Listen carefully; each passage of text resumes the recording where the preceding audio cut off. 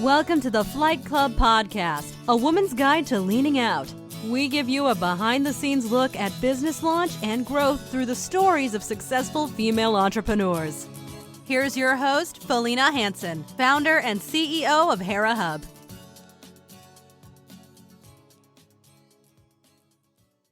Hello and welcome. I am so looking forward to sharing my conversation with you today. I am chatting with Katie Ferraro. She is an incredible woman for so many reasons. But first, I want to tell you, she is an infant feeding specialist and a mom to, get ready for this, hold on, mom to 7 children, age 4 and under. She has a set of quadruplets and baby twins. And when you go on her website and take a look at who she is and her story, her website is Fortified Fam, as in short for family, FAM.com. You will see Katie is just remarkable. I don't know how she does it. We're going to dig into that. She's a registered dietitian, and she helps parents give their babies a safe start to solid foods using a process known as baby-led weaning, which I'm excited to learn about, which is an alternative to traditional spoon feeding. So with that, welcome to the show today, Katie. Hi, Felina. Thank you so much for having me. Of course, of course. So before we dive into the details of your business and this amazing platform that you've built for families, take us back. Where were you born and raised? What was your family life like? And, where did you go to college? What was your career path? Yeah. Let's get into all of it.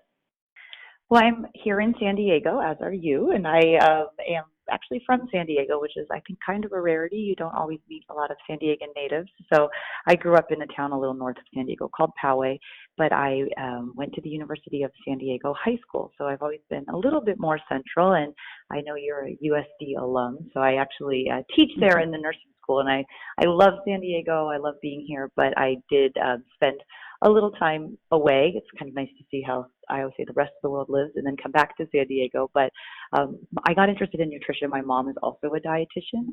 My parents have always been self-employed, always had their own businesses. So as a child growing up, I'm the oldest of 6, and we were 9 years apart, the oldest and the youngest. So a little more spaced out than my current situation, but still we were all a tight-knit family and just kind of knew nothing other than our parents just working for themselves. And I saw the flexibility that having her own business really afforded my mom. She could drop us off at school, go do her work, and she works, it's funny, the opposite end of the lifespan, exclusively with elderly people in geriatrics. But then she could pick us up from school and do all the activities, and she had a very fulfilling career as well as personal life, and that always kind of stuck in the back of my head. So when it came time to go to college, the question was, well, what are you going to study? And my parents were very much willing to help us to some degree with college, financially, with the exception being you absolutely must be done in 4 years. So at the time I was interested in nutrition and just decided, well, I know what a dietitian does, so I might go that route, and ended up going to Texas Christian University to do what's called a coordinated program in dietetics. So essentially you have to do a year of internship in order to be eligible after your bachelor's to sit for your registration exam to become a dietitian. And the coordinated program allows you to kind of condense that, so that in the last 2 years of my undergrad, I actually got my internship hours done. So I was eligible to become a dietitian basically the day I graduated from college. So I just realized that next year will be my 20th year as a dietitian, and it's been an incredible career. And I'm a huge advocate for nutrition. If any of your listeners are interested in pursuing the dietitian credential, I'd love to speak more about it, because I'll spare you the details, but I'm really passionate about the field of nutrition, and it's a wonderful credential. So I pursued it, I guess, because I had known what it was, and it's kind of how you have to do something. And my dad always told us it's important to know what you don't want to do, and if you can narrow that down, you'll eventually figure out what you do want to do. And it's weird, but I think I would have ended up as a dietitian even if I didn't know what it was from the time I was born. So it's just a field I've really gravitated towards and love. That's fantastic. Wonderful. Well, let's dive into, because I think this is really interesting, you spent some time in Nepal in the Peace Corps as a reproductive health specialist. How did that come about? And tell us about that experience. Yeah, so I took a community nutrition class my senior year of college, as everyone in the nutrition curriculum does. And I had had the opportunity to study abroad in college. I went to Ireland, which was different in many regards, but of course I didn't have the language experience. And I'd always felt like I wanted to have an international experience where I could learn another language. And at the same time, I was learning about community nutrition, and I started looking into opportunities in the Peace Corps. So after I actually completed my schooling and got my credential, I worked for a very short period of time as a clinical dietitian in San Diego, but I'd actually already been accepted to the Peace Corps. So for 2.5 years, I lived in Nepal as a reproductive health specialist. It's kind of ironic because I worked on birth control initiatives, and now I have 7 kids. But I was thinking, if they could see me now. But I had a fabulous experience. I taught with a colleague. We taught over 10,000 Nepalese 9th and 10th graders, basically sex ed, which I never in a million years would have ever wanted to do in the U.S., just dealing with the parents and the red tape. But it was so fascinating to do in Nepal because in 9th and 10th grade are the last 2 grades of school, and oftentimes right after that is when the students would get married, and then they would start their reproductive lifespan, like literally 9 months and 1 day after that. And obviously the earlier you start your reproductive journey, the longer you're likely to have children for. Nepal historically has had a very high total fertility rate. So I loved the Peace Corps because we worked from a purely scientific standpoint, just educating, what is menstruation? How are sexually transmitted infections incurred? How do you, what are the tenets of a healthy pregnancy? How do you eat well to have a healthy pregnancy? We didn't teach morals or religion or ethics around these sometimes sensitive issues. And I really just fell into loving teaching. We also trained the health teachers in Nepal at the various schools we traveled around to how to teach our 5-day sex ed curriculum. We called ourselves the Traveling Sex Show. It wasn't the formal name, but the colleague who was a nurse and we taught the other teachers how to teach reproductive health from a purely scientific standpoint, because it was something that was required to be done at the high school level. But unfortunately, a lot of teachers were very, very it's a kind of a cultural taboo in many regards to talk about some of these issues. So we kind of just framed it as this is another science course and helped them develop the curriculum in the Nepalese language. So at 23 years of age, we were actually invited to write national level curriculum on sexually transmitted infections based on the training that we developed. So it was a very rewarding period for me, and I don't feel that I would have had the same opportunities, to write national level curriculum in the United States at that age. A lot of wonderful critical thinking skills, of course, the best language training in the world. I'm still to this day fluent in Nepalese, which is kind of useless with the exception of eating at Nepali restaurants, but I use it here and there.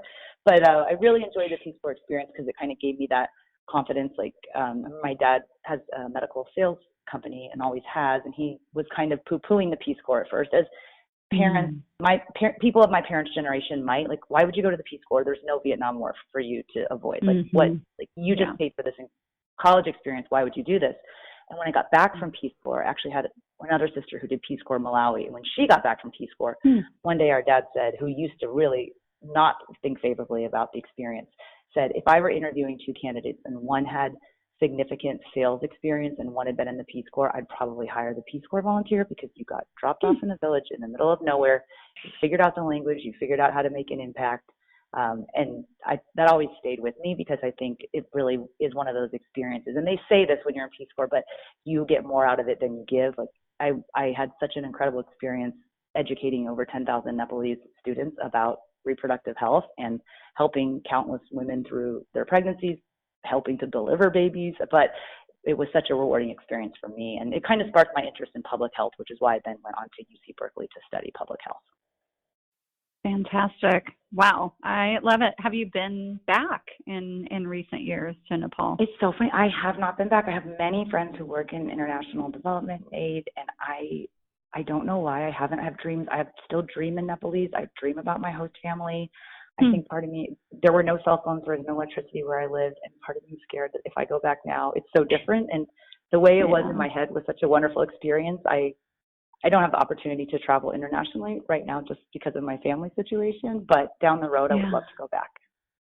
Yeah, absolutely. Awesome. Well, let's get into this world of entrepreneurship. I mean, you really essentially have stepped right into entrepreneurship as your career path. It looks like spent some time teaching at various institutions, as you mentioned, University of San Diego. You've taught at UC Berkeley.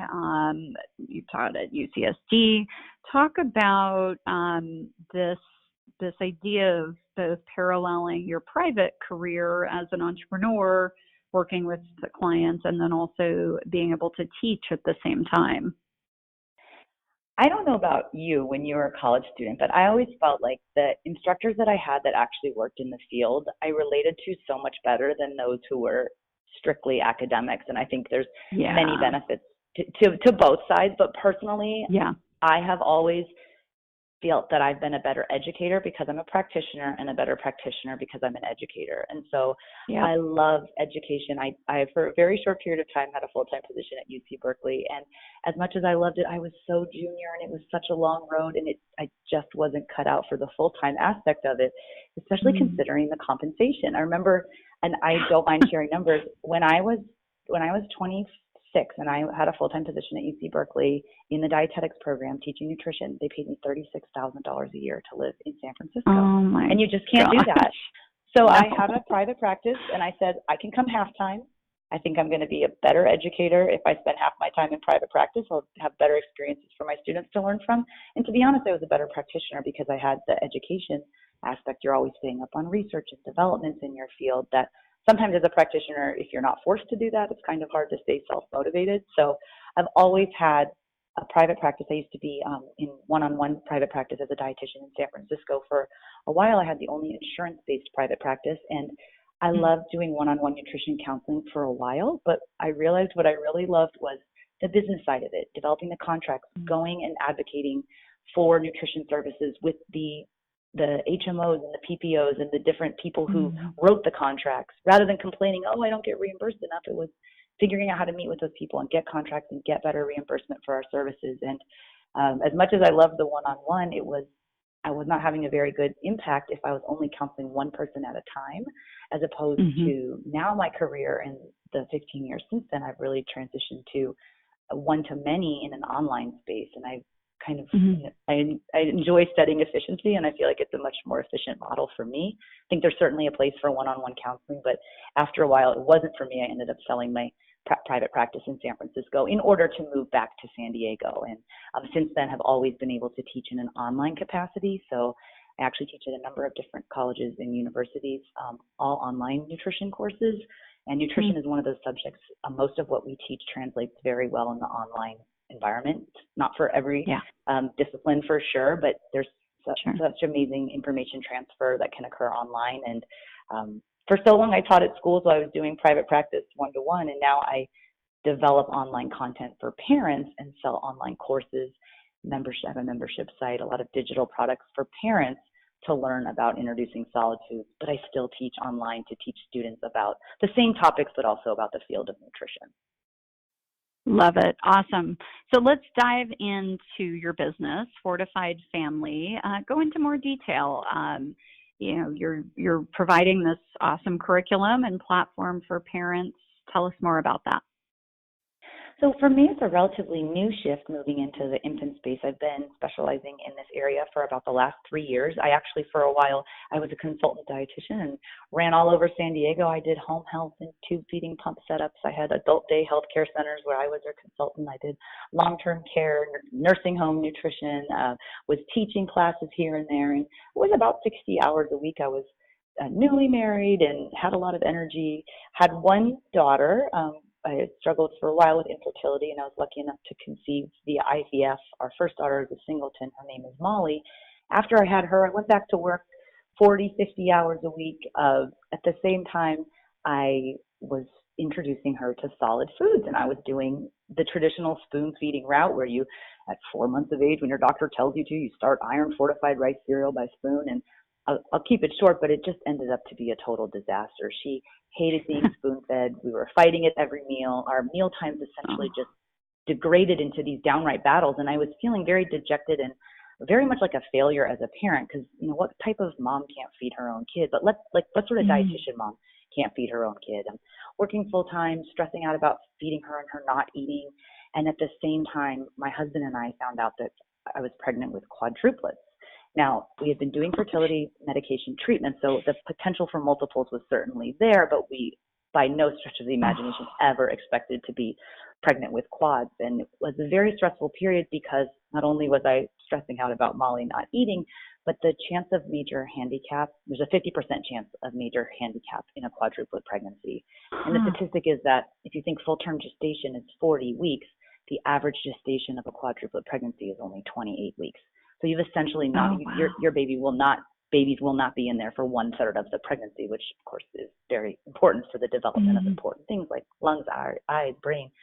So we went to a lot of specialists. They recommended we reduce the quadruplets down to 2 for personal, religious, ethical reasons. My husband and I decided against that and proceeded with the quadruplet pregnancy. I never went on bed rest, but I just sat on my butt and didn't move. Like there would be toys on the floor and I was like, I bet if I pick that toy up, my water's going to break. Like I just was so fearful of going into early labor because that's what the 50% major handicap comes from preterm labor. So I was so interested. I was thinking, gosh, my husband and I are preparing ourselves.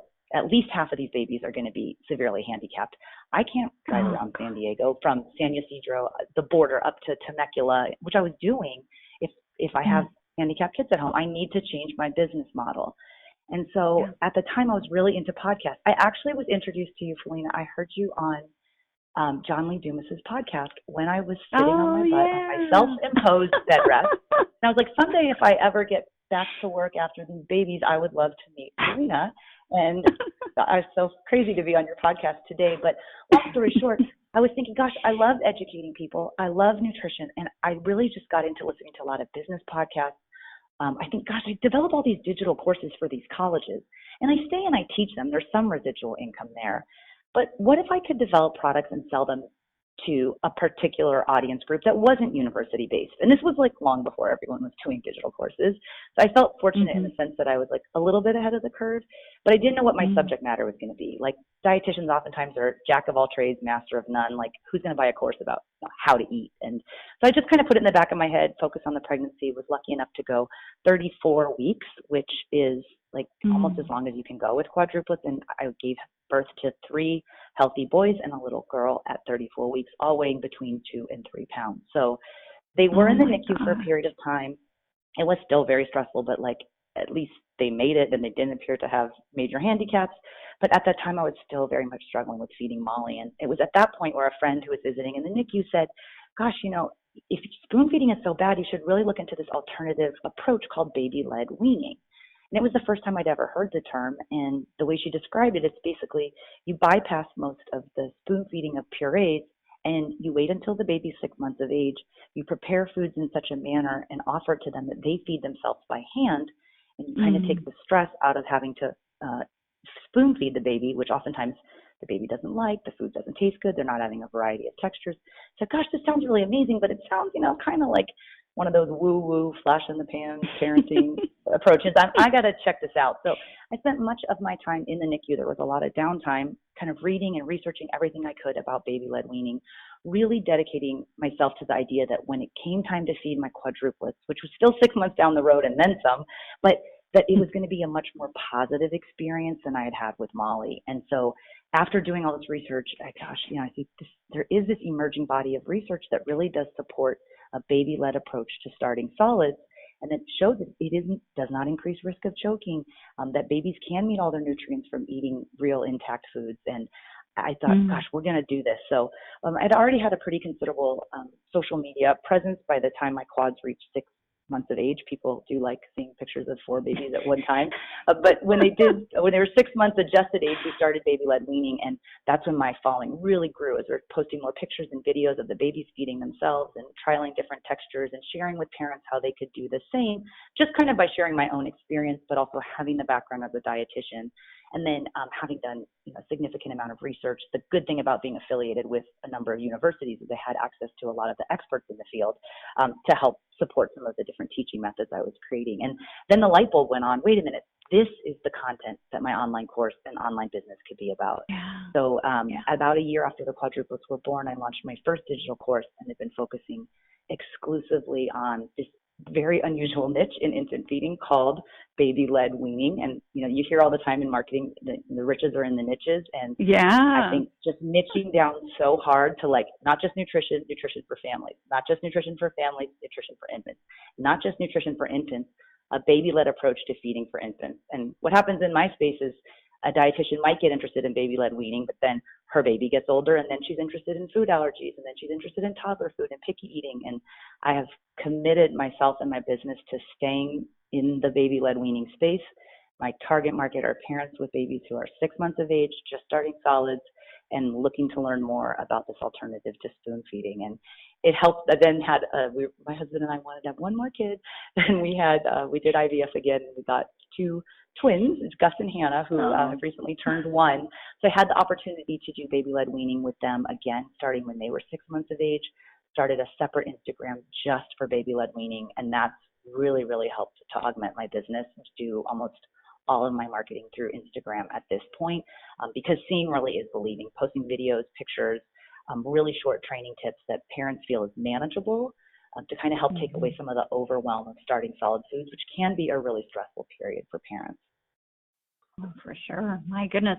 Yeah. And to your point, I mean, on your original Instagram, Fortified Fam, short for family, you've got over 100,000 followers. And on your other Instagram account, Baby Led Lean Team, you have over 40,000 followers. So incredible job. And what an amazing story. I mean, wow. Like, seriously, Katie, I mean, how many people come up to you and go, oh my God, how do you do this? And let's just set the stage, because our listeners obviously can't see you right now. They're probably listening in the car or, whatnot, but go look at Katie's site. I mean, she is gorgeous, always looks pulled together, looks like you work out every single day. I mean, I don't even know how. Oh my gosh, you bow down.